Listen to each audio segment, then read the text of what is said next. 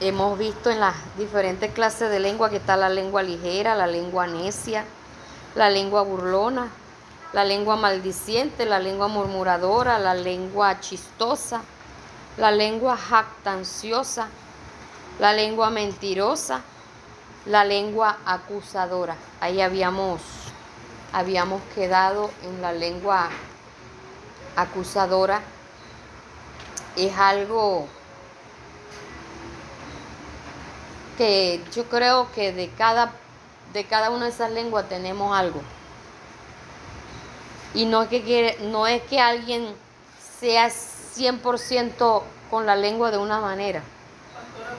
Pero por ahí son 40, 50. Ajá, hay porcentaje más.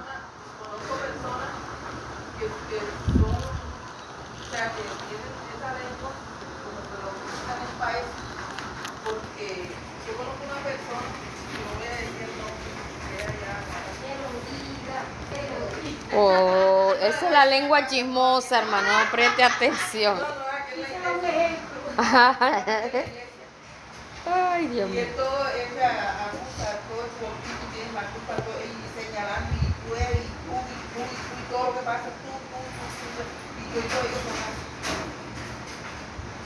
Todo lo que pasa es por tu culpa, por culpa de todo, la lengua pesadora. Por lo menos la persona narcisista tiene esa característica. Siempre se justifica y la culpa la tienen los demás. Se le derramó el pocillo de café, de lo que sea, la culpa la tienen los demás, exactamente. Sí. Parece un cangrejo, tropezó algo que estaba en la orilla de la mesa y dice que no fue porque él no tuvo cuidado, ella no tuvo cuidado, sino por el que puso el pocillo ahí. O sea, exactamente. Entonces, tiene muchos matices. Ya, la lengua tiene muchos matices, pero para lo malo. Por lo general es para lo malo. Y necesitamos aprender a llevar la lengua a que sea de una sola esencia, que tenga una sola esencia, porque ya hemos visto que de todas estas cosas, o sea, las razones por las que la lengua funciona de manera inadecuada tiene su origen, y no es precisamente en la mente, es en el corazón. Ya. Entonces, del corazón salen los malos pensamientos, del corazón salen las palabras inadecuadas, pero también las emociones son movidas y se remueve y hace que la lengua también comience a revolotear como molino eléctrico. Ya, entonces, o la batidora, que eso va y eso hace. Entonces, una persona que tiene muchas fisuras en su alma, que aunque ya se haya convertido al Señor, no ha colocado sus emociones ni su voluntad, la ha consagrado ante el Señor, ni ha permitido que el Señor sane sus emociones, porque no ha recibido liberación emocional, porque no identifica qué es lo que le afectó, qué es lo que todavía le está afectando, qué es lo que todavía le está impidiendo sanarse. Entonces es una persona que también es inestable.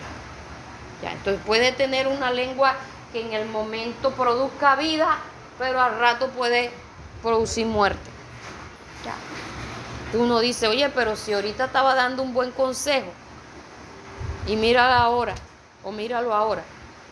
Ahorita estaba danzando, estaba hablando en lengua, pero salió allá y se le salió el lenguón bien con la que se peinó, cogió y calumnió, cogió, criticó, cogió, murmuró, que hermano, págueme los pasteles. Yo no le voy a pagar nada. ¿Pero y por qué? Porque usted no tenía por qué cobrarme delante de los demás. Hermano, pero estamos en confianza. Hermano, pero es que usted hace un mes que me debe. Yo no le estoy diciendo nada malo. Ya, entonces, y por haberme cobrado así de esa manera, no le voy a pagar nada. Así han habido muchos evangélicos. Muchichichísimos. A veces no lo dicen, pero a veces sí lo Sí. piensan.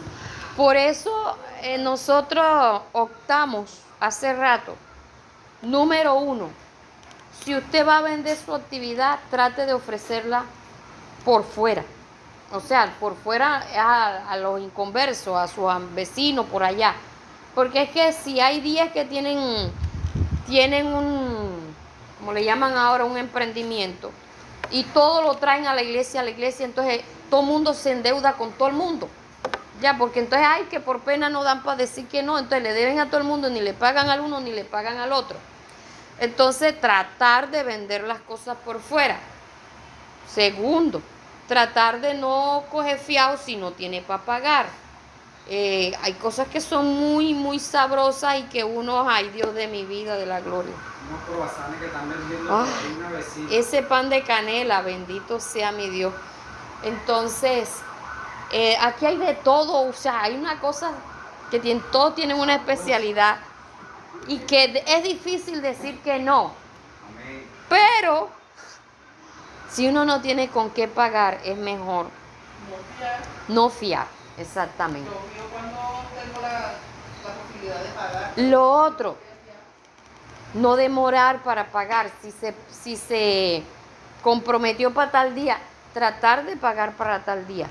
Lo otro, si la persona le está vacilando para pagar, entonces dígale al pastor, pastor, me está pasando esto y esto con el hermano fulano de tal. Yo también pensé lo mismo. ¿Qué dijo? Mándele la avispa. Ajá. Me está pasando esto y esto con el hermano, con la hermana fulana, ya lleva tantos meses debiéndome tanto y yo necesito que usted intervenga ahí en esa situación. ¿Qué es lo que David ha dicho? Ya lo ha dicho varias veces. Cuando un hermano demore para pagar, usted me dice, yo le pago la deuda, se queda comprometido pagándome a mí, pero en disciplina se queda. Entonces, ¿qué pasa con esa acción? ¿Qué pasa con esa acción? Que muchos hacen sus negocios por allá y todo el mundo calladito. Pero el comején está como carcomiendo por debajo. El resentimiento, la crítica, el no sé qué. ¿Cómo así hacen negocios por allá? Por allá es que no se dice. Estoy... ¿Pero a dónde van a permiso ustedes? Esa es una.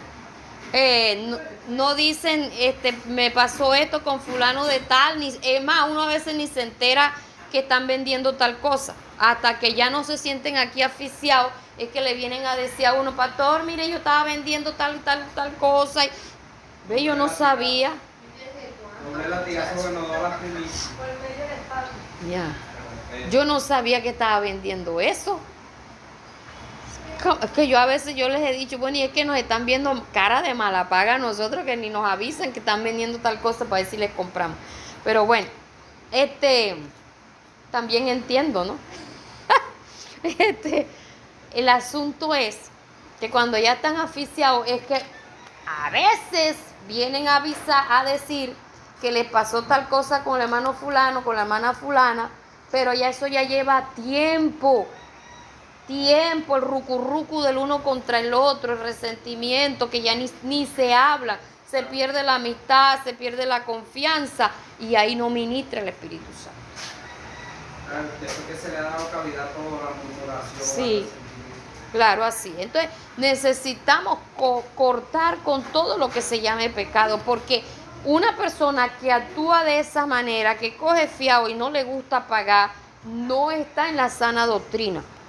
Así tenga la manga larga, utilice corbata, utilice falda larga, no está en la sana doctrina, no vive acorde a lo que dice ser. Claro, y es injusto. Además de no ser piadoso, es injusto porque el que vende es porque está trabajando, necesita ganar. Y como les decía la vez pasada, no, yo le compro al hermano, a la hermana fulana porque ese sí me va a dar barato. Y pretendemos que todos los hermanos nos den a precio de costo. Y hasta preguntamos, ¿y en cuánto les salió? ¿En cuánto les salió? Para saber cuánto se está ganando y en cuánto me lo puede dejar. o me lo tiene que dejar, porque con la actitud que nosotros tenemos, estamos demostrando que el hermano o la hermana está en la obligación de hacerme rebaja. Entonces, como yo le decía, si el hermano es usurero, pues cómprele a otro, ya eso sí se sale de eso. Cada quien tiene que economizar, ya, si se pasa del precio en el que venden en las demás partes, ya eso sí es otro cantar. Si el hermano es chambona, entonces ahí sí tiene que buscar por otro lado. Mientras tanto, pues, tratemos de ayudarnos el uno al otro, sin injusticia, sin tratar de beneficiarse solamente uno y perjudicar a los demás. Amén.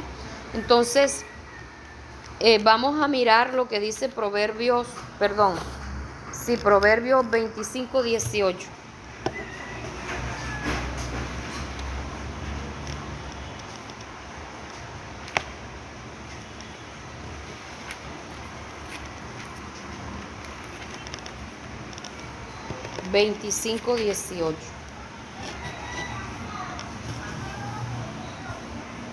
Vamos a leer en el nombre del Padre, y del Hijo, y del Espíritu Santo. Amén. Martillo y cuchillo y saeta aguda es el hombre que habla contra su prójimo, falso testimonio. Padre amado, adoramos tu nombre, te exaltamos, te glorificamos, te damos a ti la alabanza, la gloria, la adoración a ti. Te pedimos, Dios mío, que tú hables a nuestras vidas, a lo profundo de nuestro corazón, Señor, que tú te seas moviendo, Dios mío, de manera especial en nuestro ser. Ayúdanos, Señor, a arrancar todas estas cosas del hombre viejo en nuestras vidas. Ayúdanos, Padre, te lo pedimos. Sé tú rompiendo esas cadenas, rompiendo esos yugos, rompiendo esas ligaduras, Señor, en el nombre poderoso de Cristo Jesús. Y te pedimos que nos hables en estos momentos, en el nombre de Jesús. Amén. Pueden sentarse, mis amados. Bien, esta lengua es una lengua.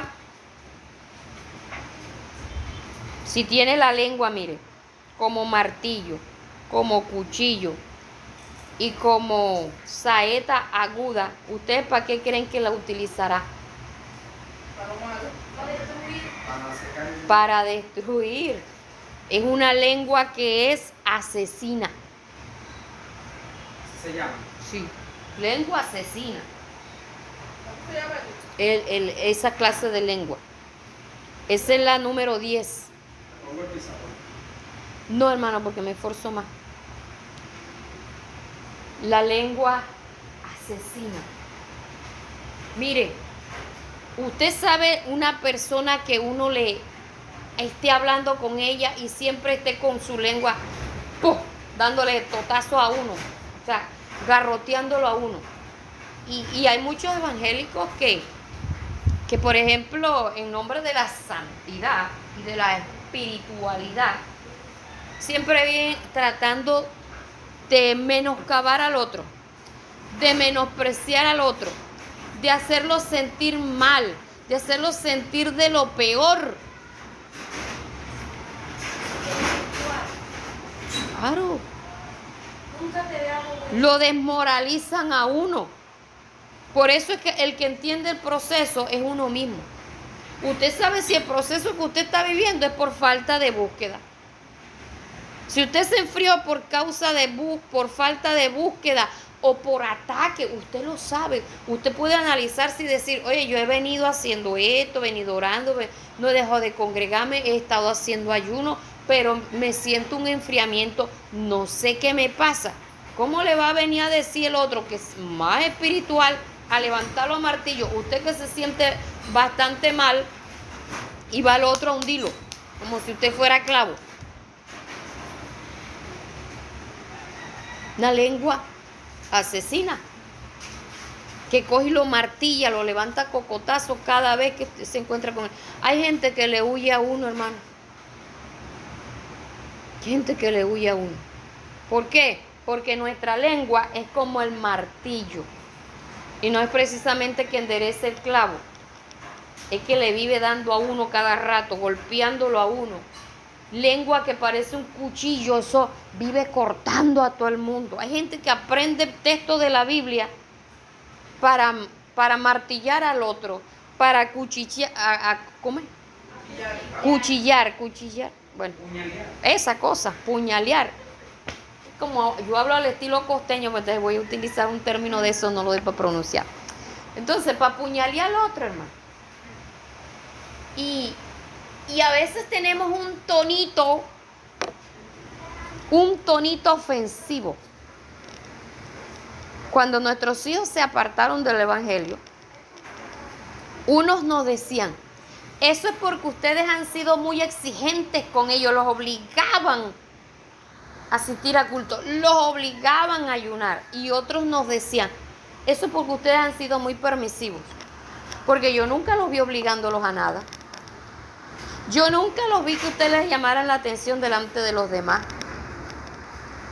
Entonces, habían los dos grupos, pero nadie sabía, nadie entendía el proceso por el cual uno estaba pasando. Ya. Siempre la educación que se les trató de dar a ellos no fue de estarlos regañando ni pegando delante de los demás, porque para mí eso era hacerlos causar vergüenza. La educación la corrección la trata de hacer en la casa. Entonces cuando lleguemos a la casa arreglamos, y a veces cuando lleguemos a la casa arreglamos y ellos sabían. Ya. Exactamente. Yo les advertía, no hagan esto por esto y esto. Si había algo que ellos lo habían hecho mal, que yo no les había dicho que eso era malo, yo no les pegaba. Y les decía, no les voy a pegar porque yo no les había advertido que eso era malo. Pero esto es malo por esto y esto y esto, y las consecuencias son esto y esto. Que yo no me dé cuenta que lo volvieron a hacer, porque ya sabe cómo les va. Y de muchas pelas ellos se evitaron por eso. Pero ya cuando entraron a la etapa de la adolescencia, cuando ellos eran pequeños, yo era feliz saliendo con mis hijos. Yo me sentía como la pata con los paticos atrás, porque tenían una buena conducta.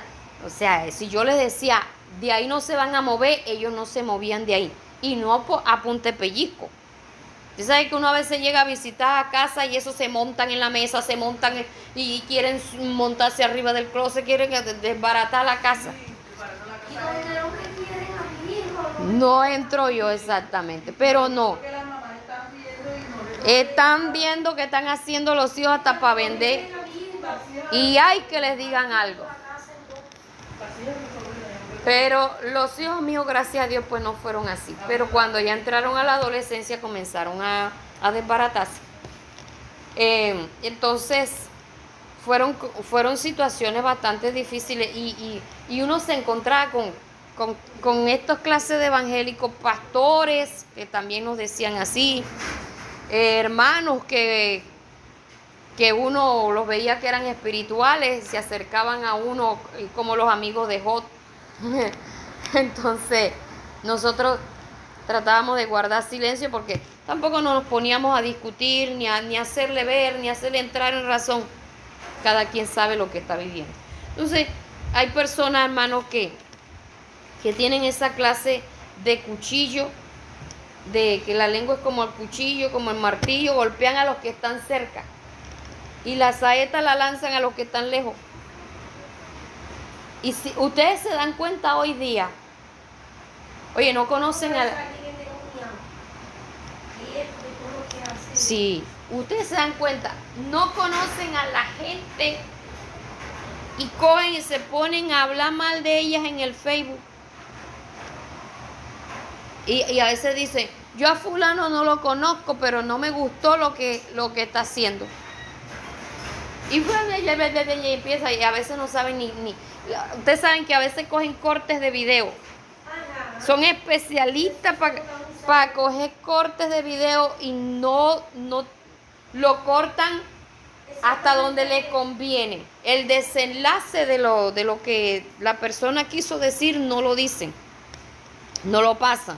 Entonces a veces uno tiene que mirar el video completo para poder entender de qué se trata el tema y poder comprender y darse cuenta que lo que fulano dijo de esa otra persona no era lo correcto. Te están difamando, están dándole duro a los demás y taca. Hermano, y a veces nosotros nos queremos mostrar como si nosotros fuésemos los más santos, los más espirituales, los que sí enseñamos la palabra de Dios. Y eso a Dios no le agrada. Amén. Dice, martillo, cuchillo y saeta aguda es el hombre que habla contra su prójimo, falso testimonio. Muchas cosas inventadas. Hermano o hermana, usted puede delante de esa persona decir lo que me está diciendo. No, a mí no me mete el problema. Yo le vine a decir para que usted sepa, pero que esa persona no sepa que yo fui la que le dije. Entonces no me venga a decir nada. Porque si es algo grave, algo delicado, a veces toca atestiguar. Usted lo dijo, porque uno va ante ese otro hermano y dice, no, yo no lo dije. Y resulta que el que le vino a decir a uno lo vio o la vio. Y uno va y le pregunta y dice, yo no hice eso. Entonces toca traer el testigo y decirle, para que esa persona le diga, sí, yo lo vi o yo lo escuché. Y uno tiene que estar dispuesto a eso. Porque no es nada más decir, yo vengo a poner queja de fulano. Es que debe estar dispuesto a testiguar. Si no, mejor no digan, hay que seguir y ore. No, es que yo oro aquí por todo el mundo, pero yo a todo el mundo le conozco, mejor dicho, una vida. Porque esa es otra. Le conoce la vida a todo el mundo. Yo conocí a una así, que ella se descarriaba cada rato. Llegaba y recolectaba la información de todo el mundo. Iba y se descarriaba 2 meses y de todos empezaba a hablar. Que fulano hace esto, que fulano, que... Después volvía y se reconciliaba, se metía 3 días de ayuno. Y pues como hacía 3 días de ayuno, el pastor llegaba y la activaba. Y volvía otra vez. Vuelve y juega. Y era de esas amigueras. Pero era otra vez recolectaba información y se iba a despotricar por allá. Ay, ya llevaba como más o menos unas 5 descarriadas, si no estoy mal. Y el pastor un día me dijo, toma, te la entrego en tu mano, tú verás qué hace. Tú verás si la activa o no la activa. Más el pastor diciéndome a mí, yo era la líder de las damas. Y yo vería si la activaba o no. Entonces yo vine y hablé con ella y yo le dije, hermana, ya usted trae ese vicio de descarriarse y vuelve otra vez, y vuelve otra vez, y vuelve otra vez. Ya eso está muy mal hecho. Usted tiene ahora que demostrar una firmeza y una estabilidad. Y para eso tiene que tener ya un tiempo de estar firme. Ya. Porque a los 2 meses usted, ya yo se lo llevo contabilizado, usted va y se descarrea. Demora 2 meses descarriar, 3 meses, y eso levantaba al marido a piedra y lo correteaba por todo. Allá en Valledupar que no hay piedra. Y lo correteaba y eso hacía hasta para vender. Y después volví otra vez. Entonces, no, ella se iba a descarriarse desbocadamente, y después volvía otra vez y buscaba a Dios desbocadamente también. O sea, cuando estaba allá desbocada y cuando venía acá también. Pero jugaba con consigo. Demoraba como unos 2 meses mientras estaba ahí. Ya después sí se aflojaba y volvía otra vez y allá. Bueno. Pero no había carácter tampoco en el pastor entonces. No había, porque es que se cree que porque la persona ayunó 3 días ya está firme. O sea, va a salir de ahí totalmente restaurada. A veces más fuerte que esos 3 años. Sí, Claro. sale a veces A veces esos 3 años no hacen nada. revuelto ahí. Sí, entonces. Bien, mis amados, entonces. Proverbios 30:14. Vámonos a Proverbios 30:14 a ver qué nos dice.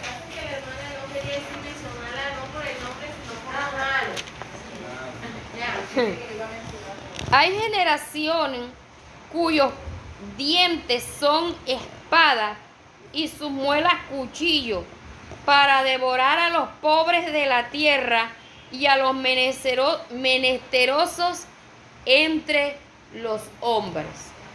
Imagínense, lo que cae al frente de sus dientes, coge y se lo devora y lo que llega atrás de sus muelas, mucho más. O sea, parece un ñeque. Está la persona apenas entrando y ya está hablando de ella. Apenas la está conociendo y ya de una vez dice, me cae gorda. Esa persona es así, así, así, asado. Y eso de una vez se sacuden y arrancan y se van y... O sea, cosa, pero mire lo que dice, hay generación, o sea, eso es una familia. Hay familias que son así, que son chismosos, que son calumniadores, que, Dios mío, peleoneros. Hay familias así. Y uno tiene que desatarse hasta de eso, cuyos dientes son espadas y sus muelas cuchillos para devorar a los pobres de la tierra. O sea, mire, la espada atraviesa, pero el cuchillo corta así chiquito. O sea, hasta que no lo vuelven miga,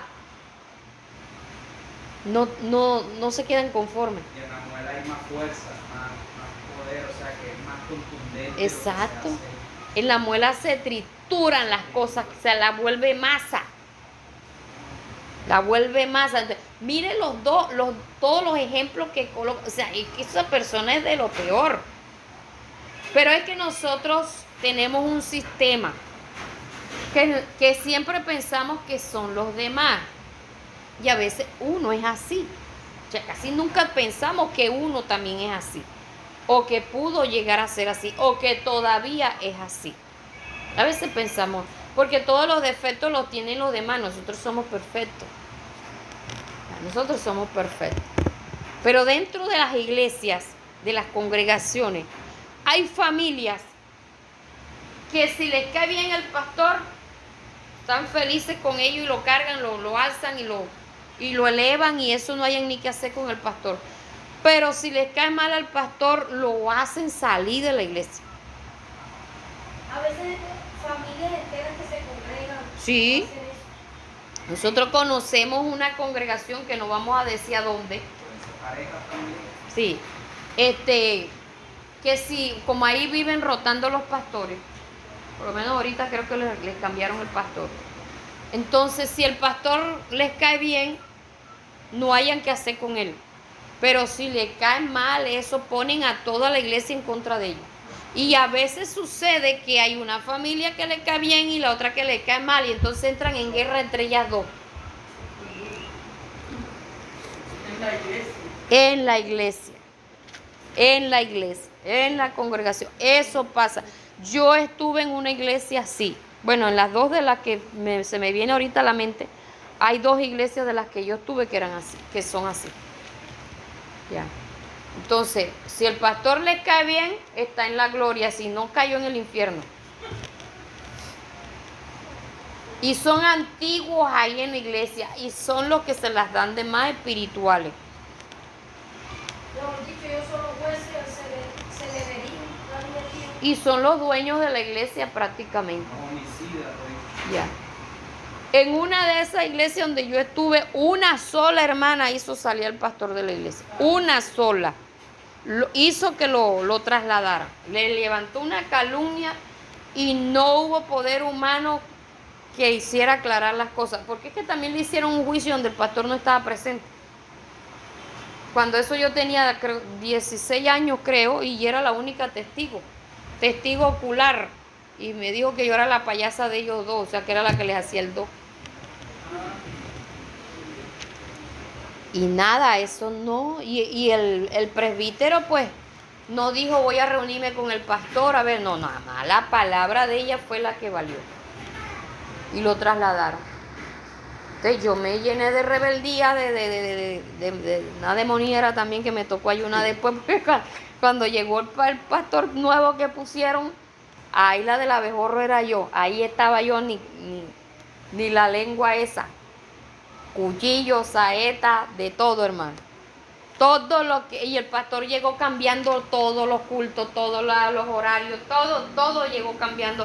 La junta directiva, eso volteó la iglesia patas arriba, y todo lo que ese señor hacía a mí me molestaba y yo murmuraba hasta por los poros. Me tocó. Me tocó a mí, exactamente. Después que yo hice 3 días de ayuno, ese pastor para mí era el mejor dulce que había. Empecé a entender todas las cosas. Pero hermano, sí, él es buen pastor. Es que la del problema era yo, porque yo estaba resentida por la forma como sacaron al otro, porque yo decía, eso a Dios no le agrada, eso que fue lo que hice. Y como el pastor era amigo mío y la novia de él también era amiga mía, para mí eso fue, o sea, a mí me hirieron en todos los aspectos. ¿Y la novia se fue con él? No, ella se quedó asistiendo ahí hasta que ya se casaron. Entonces, de eso pasa en las congregaciones. Eso fue necesario. Eso le iba a decir. ¿Quién sabe si ellos van a caer en fornicación? Eso le iba a decir, pastora, puede pasar que mi proceso o lo que yo esté haciendo contrario a lo que debería hacer le esté sirviendo a otro para guardarlo de algo o para impulsarlo a algo. Ellos se cuidaban. O sea, se cuidaban en el sentido de que no se ponían a estarse abrazando, ni besando, ni nada de esas cosas. Ellos, porque a ellos el Señor los fue guiando. Pero había un sistema que ellos invitaban a culto para irse para una finca. Es como por decir algo. Se invita para el culto para allá, para Monte Oret, ¿verdad? Y resulta que nadie llega. Y ya hay un compromiso. La gente está ya esperando que uno vaya para el culto. Nadie llega. ¿A quién le toca ir? Al pastor. Ya. Y pastor soltero, y la única que se presentaba era la novia. Y ellos se iban con tal de cumplirle allá. Por eso le digo, eso fue un propósito de Dios. Entonces sí, todas las cosas, a los que amamos a Dios ayudan para bien. La cuestión era que en vez de ir a apoyar al pastor para que no se vaya, no le toque irse solo con la novia, entonces ella fue la que levantó la laraca. Ya. En vez de decir, mire, que usted esto, que lo otro, nada. Ella no, ella de una vez se fue y puso la queja. Y el presbítero, ni corto ni perezoso, esa fue la acción que tomó.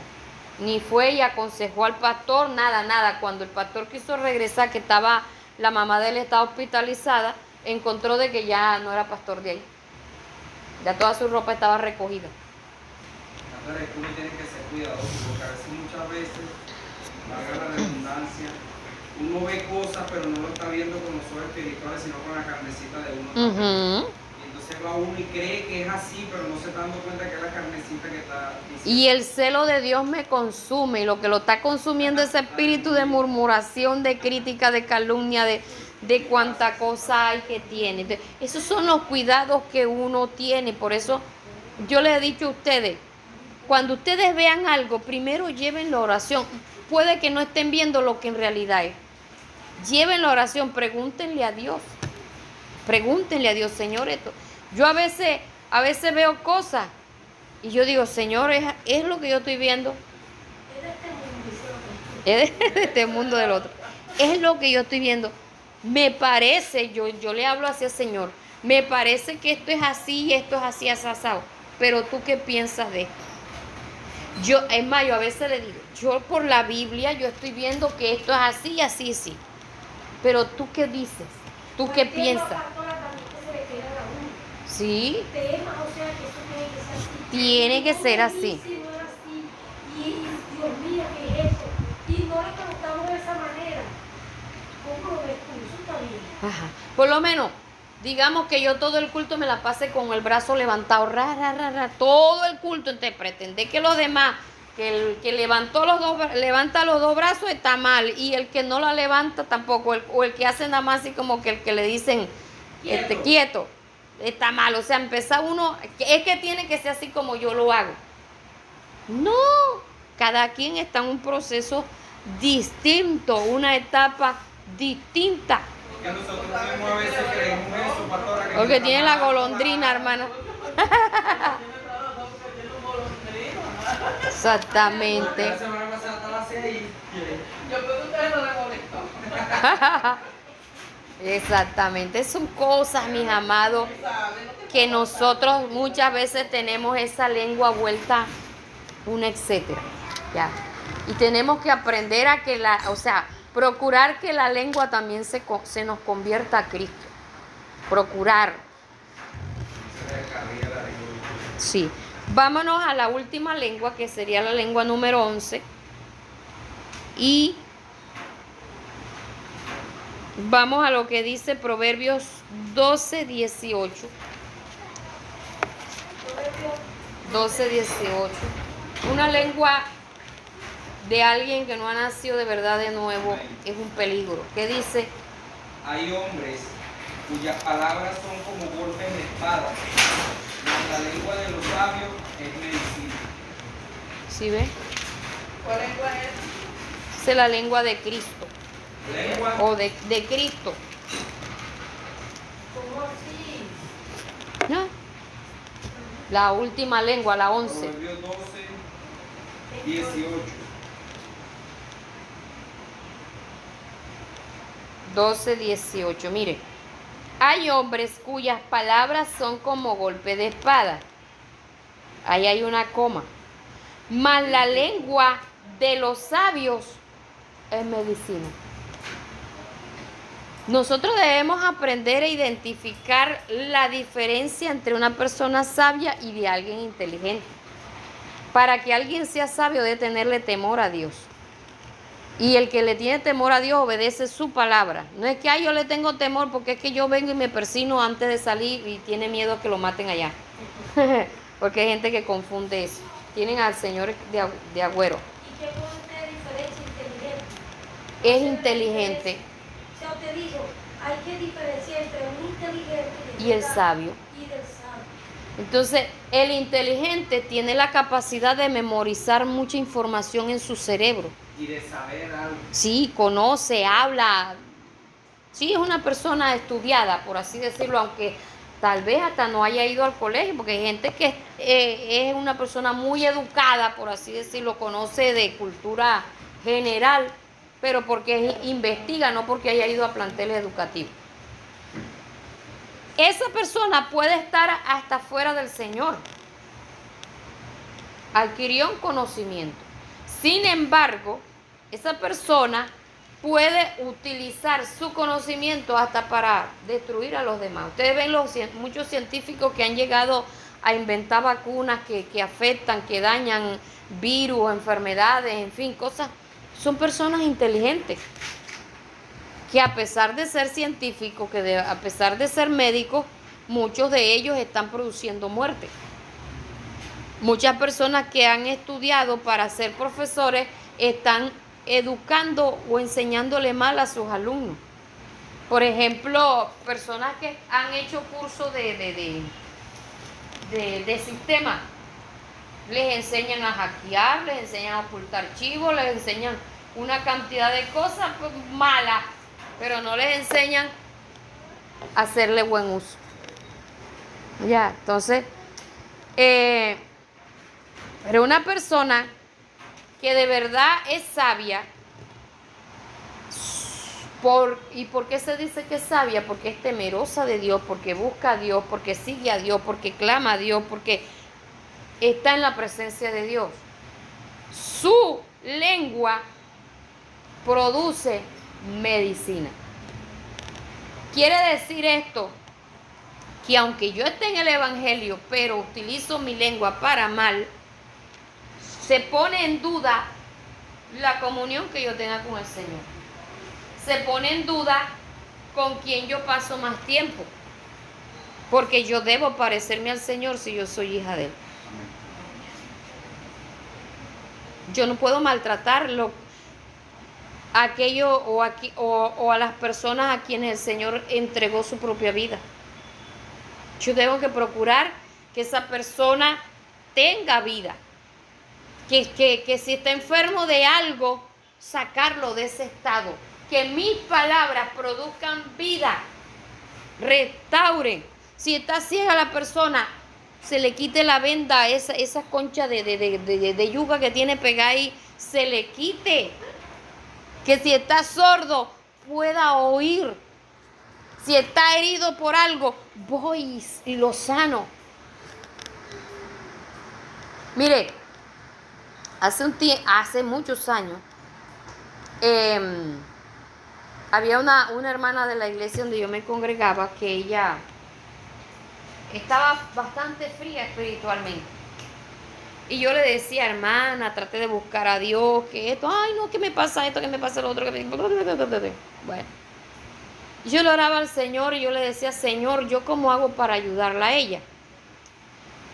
Y un día me soñé que yo salía de un río y yo iba a visitar a alguien, pero yo llevaba varios pescados y ya iban salados.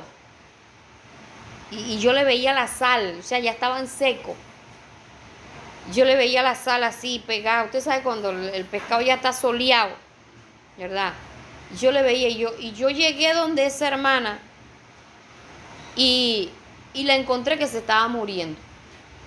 Yo le hice un preparado a ella de algo, no sé, y ella volvió otra vez a la... O sea, se restauró, se levantó. Yo dije, ¿esto qué significa? Los pescados salados. Y llego allá y la hermana se está muriendo y le conté el sueño a un hermano de la iglesia y me dijo, la Biblia habla de hacernos pescadores de hombres, pero cuando alguien es pescador de hombres se saca, digamos que es, la comparación de pescadores con los peces, ¿verdad? Pero lo saca fresco. Y usted no lo sacaba fresco, usted lo sacaba ya salado y estaban secos. Es un pescado que se iba a descomponer. No, No, porque ya, salado no se no todas las veces salan el pescado porque se está descomponiendo, es porque hay gente que le gusta el pescado así. Pasé una viuda de esas así bien. sabrosa. Sí. Entonces, Todavía falta, por favor. el hermano me dijo, el hecho de que usted hubiera llevado esos pescados salados, porque usted tiene un llamado de llegar a los descarriados, a los que están mal delante de Dios y volverlos nuevamente a que ellos se restauren. Ese llamado no lo tienen muchas personas dentro de la iglesia. Entonces usted debe, por eso él me dijo, por eso que usted cuando ve una persona que está mal delante de Dios, usted se le pega ahí, se le pega ahí, se le pega ahí y usted no la suelta hasta que esa persona no restaura su nivel de búsqueda. Porque ese es su llamado. Entonces hay unos que son evangelistas, llaman a gente nueva y a mí siempre me han endonado la gente que ya los pastores las han desahuciado. Ya yo no sé ni qué hacer con esa persona, cógela tú de tu cuenta. Ya. Pero a veces no me la endonan, a veces me la endona el mismo Señor, porque me pone carga por esa persona y a veces David me dice, ¡ay, tú sí le quemas candela a esa! Ya yo lo hubiera dejado sola, ya que ella ya sabe, y yo ahí pegada. Ya. Porque es que eso es un llamado, hermano. Yo en estos días le decía a alguien, yo estoy haciendo contigo lo que conmigo no hicieron.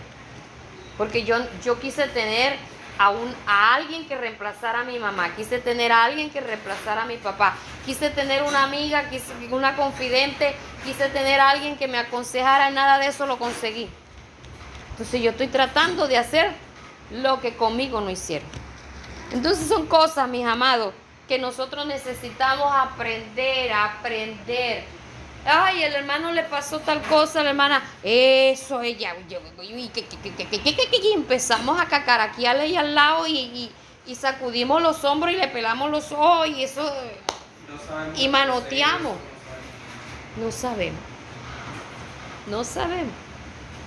Como la hermana allá en Valledupar, que yo me la conseguí, eso se veía flaca y mojosa, así. Pues, usted, cuando uno se enflaquece, uno se ve más negro. Y yo vine y le dije, hermana, Dios le bendiga. Uy, dígame esa dieta que usted tiene para yo hacerla también. Yo no sabía, hermano. Ve que las bromas de uno a veces matan. Me dijo, ay, hermana. Cuando eso yo no estaba en el pastorado. Ay, hermana, si usted supiera por todas las que nosotros hemos pasado. Ellos estaban iniciando el ministerio. Y yo dije, ay, hermana, qué pena. Yo pensé que era que usted se había puesto en alguna dieta y se había adelgazado. Después entré yo a la dieta de esa que la hermana había entrado. Y parecía un arpa, pura cuerda por aquí. ¡Flaco! Pura cabeza y ojo, hermano. Y me acordaba. Y un día el Señor me trajo a la memoria prácticamente esa burla que yo le había hecho a ella. Ya. Sin saber la situación en la que ella estaba viviendo.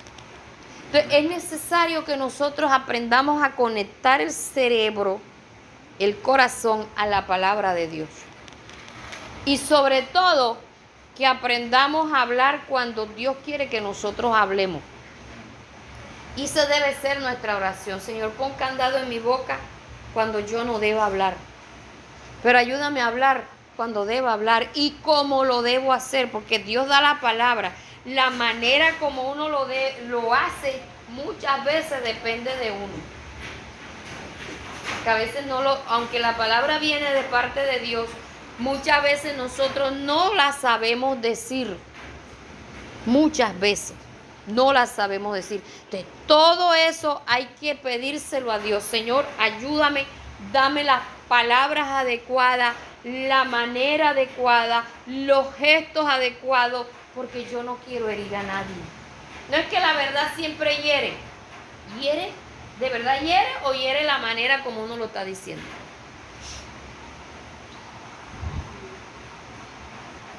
Como aquel pastor que llegó a la casa un día, entró así, cuando yo lo vi fue que entró, me dijo, sierva, el Señor me dijo que usted iba a dejar a su esposo y me dijo que si usted se separaba de él, usted lo ponía en bandeja de plata para que se fuera con otra y usted terminaba viviendo con otro. Y me voy, que Dios le bendiga.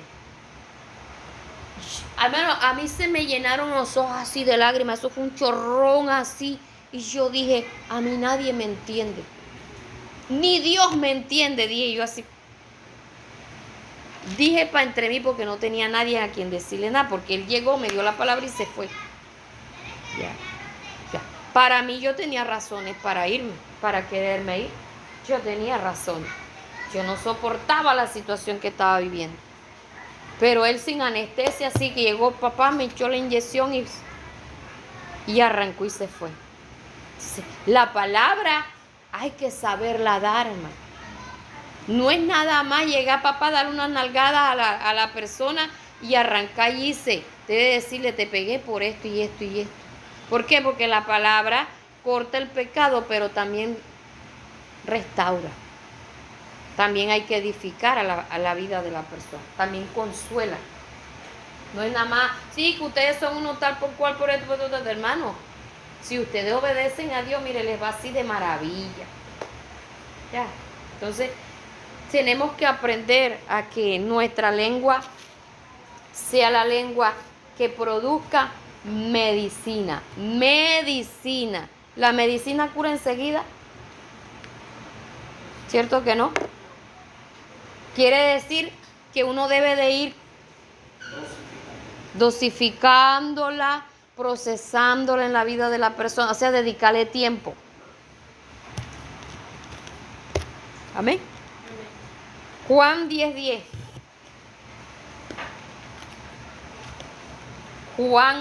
San Juan 10:10.